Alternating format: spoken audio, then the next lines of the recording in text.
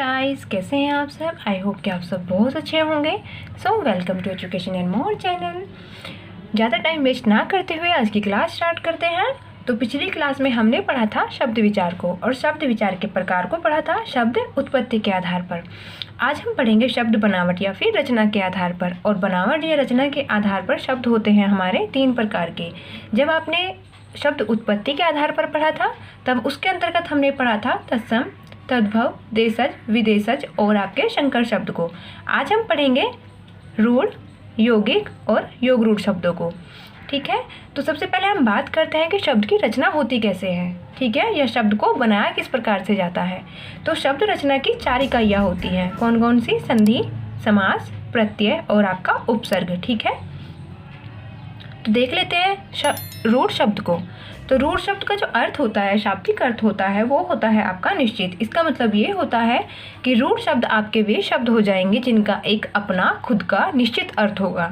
ठीक है, वे किसी संधि, समास, प्रत्यय या उपसर्ग से बनकर मिलकर नहीं बने होंगे। ठीक है, तो देख लेते हैं इसकी परिभाषा क्या हो जाती है।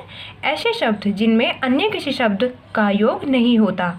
ठीक है, इनमें संधि, समास, प्रत्यय या उपसर्ग शामिल नहीं होते, वे शब्द आपके क्या कहलाते हैं? रूढ़ शब्द कहलाते हैं। ठीक है, जैसे यहाँ पर मैंने एक एग्जाम्पल लिया है, नल। आप देखेंगे कि इस शब्द में ना ही तो कोई समास है, ना ही प्रत्यय है, ना ही उपसर्ग और ना ही आपका संधि है। तो ऐसे शब्द जो समास, प्रत्यय, उपसर्ग या संधि से मिलकर नहीं बनेंगे, उनका एक अपना खुद का निश्चित अर्थ होगा, वे हमारे क्या कहलाएंगे? रूढ़ शब्द कहलाएंगे। ठीक है, नेक्स्ट देखते हैं हमारा यौगिक शब्द। यौगिक शब्द क्या होते हैं? यौगिक शब्द वे शब्द होते हैं जो 2 रूढ़ शब्दों से मिलकर बने होते हैं। ठीक है, या 2 रूढ़ शब्दों के योग से जो योग करने पर जो शब्द आपका प्राप्त होगा वो आपका यौगिक शब्द कहलाएगा। ठीक है, तो वे शब्द जो 2 रूढ़ शब्दों के योग से बनते हैं और उनका विच्छेद करने पर प्राप्त शब्दों का अपना अर्थ होता है, वे आपके क्या कहलाएंगे? यौगिक शब्द कहलाएंगे। और इनमें सभी संधि, प्रत्यय, उपसर्ग और बहुब्रीहि समास के अलावा सभी के जो उदाहरण होंगे वे शब्द सारे के सारे आपके यौगिक होंगे। कैसे? जैसे हम एक एग्जाम्पल के थ्रू समझ लेते हैं। तो एक एग्जाम्पल ले लेते हैं यहाँ पे। जैसे मैं यहाँ पे लिख रही हूँ प्रधान और मंत्री। आप देखेंगे कि प्रधान और मंत्री इन दोनों के अपने खुद के एक अर्थ हैं। इसका मतलब क्या है कि ये दोनों ये भी रूढ़ शब्द है और ये भी एक रूढ़ शब्द है, लेकिन जब आप इसको जोड़ेंगे, इसका योग करेंगे तो पूरा शब्द मिलकर क्या हो जाएगा? प्रधानमंत्री। ठीक है, और जब आप इस प्रधानमंत्री को जब आप विच्छेद करेंगे तो फिर से ये रूढ़ में प्राप्त होगा आपको। फिर से रूढ़ बन जाएगा ये शब्द, ये बन जाएगा आपका प्रधान और ये बन जाएगा आपका मंत्री। जब आप इनका योग करेंगे तो पूरा शब्द बन जाएगा आपका प्रधानमंत्री। ठीक है, नेक्स्ट होता है आपका योग रूढ़। अब बात करते हैं हम योग रूढ़ की, तो कि योग रूढ़ शब्द हम किसको कहते हैं। ऊपर हमने पढ़ा था यौगिक में कि 2 रूढ़ शब्दों से मिलकर एक यौगिक शब्द की उत्पत्ति होती है। ठीक है, नीचे हम क्या पढ़ेंगे योग रूढ़ में कि योग रूढ़ क्या होता है।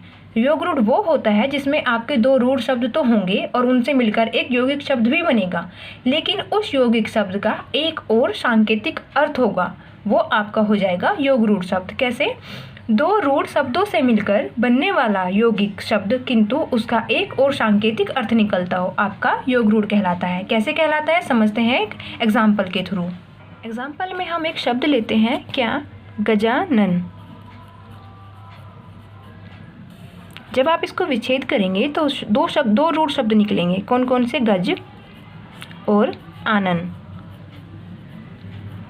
गज का अर्थ होता है हाथी और आनन का मतलब होता है चेहरा। तो आप देखेंगे कि गज और आनन से एक शब्द बनता है गजानन। ठीक है, और गजानन हम किसको कहते हैं? जिसका हाथी का चेहरा होता है, या हाथी के चेहरे वाले को हम गजानन कहते हैं। लेकिन आप देखेंगे कि इसका एक और सांकेतिक अर्थ निकलता है। क्या? क्योंकि क्या निकलता है अर्थ? गजानन। गजानन हम किसको कहते हैं? भगवान गणेश जी को कहते हैं। ठीक है, तो ऐसे शब्द जो 2 रूढ़ शब्दों से बने होंगे और एक उनसे 2 रूढ़ शब्दों से बन जाएगा आपका एक शब्द, लेकिन उसका एक और सांकेतिक अर्थ निकलेगा, वो आपका क्या हो जाएगा?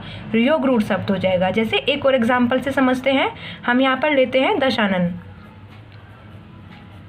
जब आप इसको विच्छेदित करेंगे तो आपके 2 रूढ़ शब्द बन जाएंगे, दश और आनन। 10 का मतलब यहाँ पर एक संख्या होती है, आप सब जानते हैं, और आनन का मतलब होता है चेहरा। तो दशानन किसको कहते हैं? जिसके 10 चेहरे होते हैं, ठीक है। लेकिन हम दशानन अगर देखेंगे तो हम दशानन कहते हैं रावण को, ठीक है। तो इससे एक और सांकेतिक अर्थ निकलता है आपका रावण। तो ये क्या हो जाएंगे?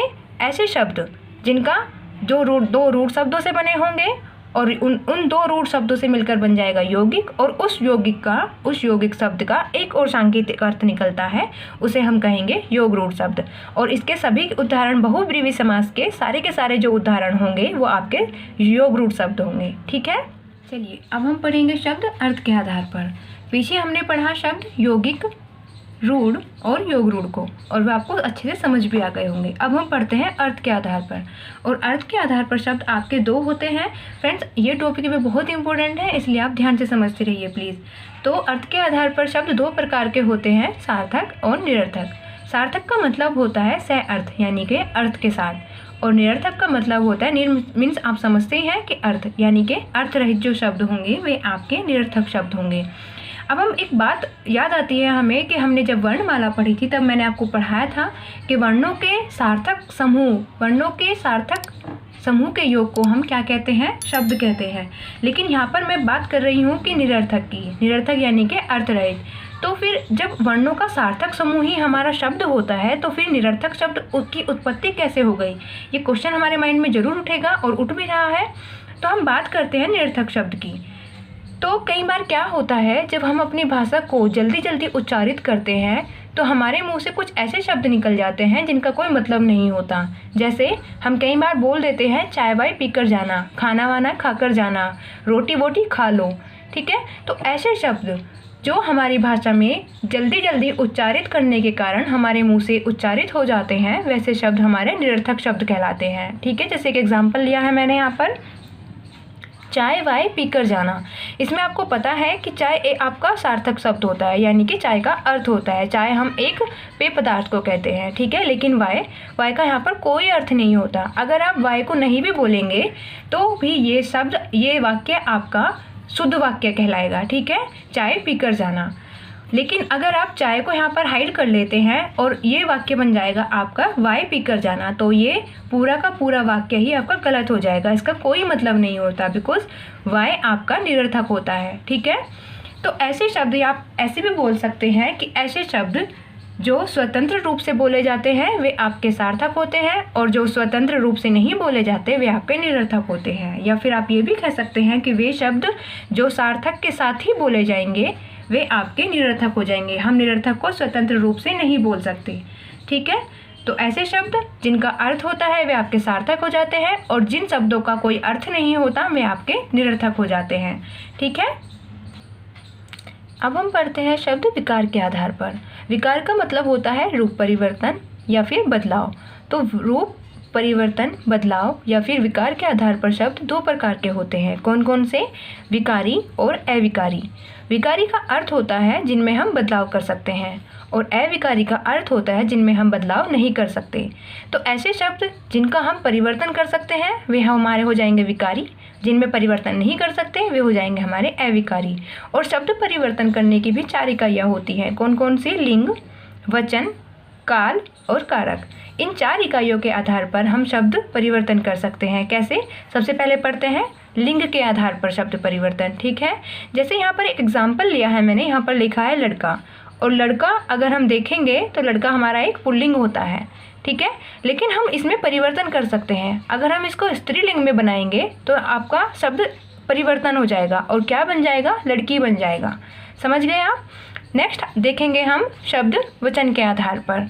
देखिए, ये तो था लिंग के आधार पर, यहाँ पर एक पुल्लिंग था और पुल्लिंग से हमने स्त्रीलिंग बनाया। लेकिन स्त्रीलिंग से हम वचन भी परिवर्तन कर सकते हैं। कैसे? यहाँ पर एक वचन थी लड़की, जैसे ही हमने लड़कियाँ लिखा ये आपका बहुवचन हो गया। तो शब्द आपके वचन के आधार पर भी परिवर्तित हो सकते हैं, ठीक है। नेक्स्ट आता है आपका काल के आधार पर। अब काल के आधार पर कैसे चेंज करते हैं, कैसे परिवर्तन होगा वाक्य में, ये शब्दों में ये देखेंगे। मैंने एक यहाँ पर वाक्य लिया है, राम खाता है, राम ने खा लिया या फिर राम खाएगा, ठीक है। जब आप देखेंगे कि राम खाता है तो आपको अपने आप एक सेंस आएगा कि यहाँ पर वर्तमान की बात हो रही है, ठीक है। अगर मैं कहूँ कि राम ने खा लिया तो यहाँ पर कौन सा सेंस आता है, भूतकाल आता है। अगर मैं कहूँ कि राम खाना खाएगा तो ये आपका भविष्यकाल हो जाएगा, ठीक है। तो हम काल के आधार पर भी शब्दों में परिवर्तन कर सकते हैं। नेक्स्ट हम पढ़ेंगे कारक के आधार पर, और कारक के आधार पर हम शब्दों में परिवर्तन कैसे करते हैं ये देखेंगे। आप जब कारक याद करते हैं तो ऐसे करते हैं ना, कर्ता ने कर्म को करण से, इस प्रकार से आप अपने कारक याद करते हैं। और कारक आपके क्या क्या हो जाते हैं, कर्ता, कर्म, करण, अपदान, संबंध कारक, ये सब आपके कारक होते हैं। और विभक्ति क्या होती है, ने, को, से, के, द्वारा, में, पर, ये सब आपकी विभक्ति होती है।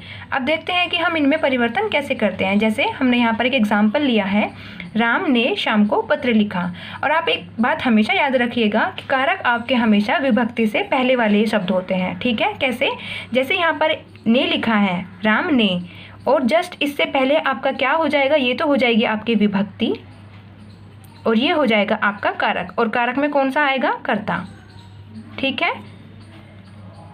तो कहने का मतलब ये है कि जितने भी आपके कारक होंगे वे सब के सब विभक्ति से पहले होंगे, ठीक है। अब देखिए यहाँ पर कर्ता कौन है, राम है, और राम ने शाम को पत्र लिखा, और यहाँ पर विभक्ति क्या है, को है। और को से पहले कौन सा कारक हो जाएगा हमारा, को से पहले हमारा हो जाएगा कर्म कारक, ठीक है। तो हमने देखा कि राम यहाँ पर कर्ता है और शाम यहाँ पर कर्म है। अब हम देखेंगे कि इसमें हम परिवर्तन कैसे करते हैं। नेक्स्ट लाइन में हमने लिखा, शाम ने राम को पत्र का जवाब दिया। अब आपने देखा कि यहाँ पर भी विभक्ति है और यहाँ पर भी फिर से वही विभक्ति है, लेकिन इसमें परिवर्तन क्या हुआ, पहले यहाँ पर कर्ता कौन था, राम था, लेकिन राम अब क्या बन गया, यहाँ पे कर्म बन गया। और यहाँ पर शाम कर्म था और ये यहाँ पर क्या बन जाएगा, कर्ता बन जाएगा, ठीक है। तो हो गया शब्द में परिवर्तन। तो ऐसे ही कारक के आधार पर, काल के आधार पर और आपका लिंग के आधार पर, वचन के आधार पर भी शब्दों में परिवर्तन हो जाता है, ठीक है। जैसे आपने देखा यहाँ पर, पहले यहाँ पर कर्ता था राम, फिर यहाँ पर कर्म हो गया, पहले शाम यहाँ पर कर्म था, यहाँ पर वो कर्ता हो गया, ठीक है। सो आज की वीडियो में इतना ही। आई होप कि आपको अच्छे से समझ में भी आ गया होगा और आप अपने नोट्स भी बना रहे होंगे। कल की वीडियो में हम पढ़ेंगे संज्ञा, सर्वनाम, क्रिया विशेषण, क्रिया, ठीक है। So thanks for watching.